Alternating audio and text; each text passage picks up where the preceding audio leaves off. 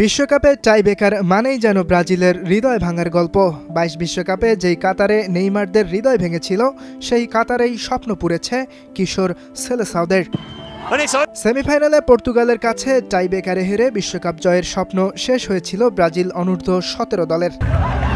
তৃতীয় স্থান নির্ধারণীতেও ইতালির কাছে ওই টাইব্রেকারেই কপাল পড়ে ব্রাজিলের কিশোরদের। তবে এবার কাতারে সফল ক্রিস্টিয়ানো রোনালদোর উত্তরসূরিরা। অনূর্ধ্ব-17 বিশ্বকাপের ফাইনালে অস্ট্রিয়াকে হারিয়ে চ্যাম্পিয়ন হয়েছে পর্তুগাল। বৃহস্পতিবার রাতে দোহার খলিফা আন্তর্জাতিক স্টেডিয়ামে ১-০ গোলে জিতেছে কিশোর সেলেকাওরা। প্রথমবারের মতো অনূর্ধ্ব-17 বিশ্বকাপ জেতায় দলকে অভিনন্দন জানিয়েছেন রোনালদো। ইনস্টাগ্রামে খেলোয়াড়দের গ্রাফিক্স করা ছবি পোস্ট করেছেন আল নাসর তারকা।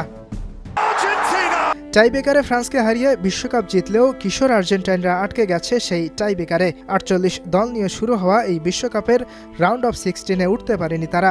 শেষ ৩২ দলের লড়াইয়ে মেক্সিকোর কাছে টাইব্রেকারেই হেরে বিদায় নেয় জুনিয়র আলবিসেলেস্তারা। শেষ ১৬ সেই মেক্সিকোকে হারিয়ে কোয়ার্টার ফাইনালে ওঠে পর্তুগাল। ইয়াসির আরাফাত সবুজ, স্টার নিউজ।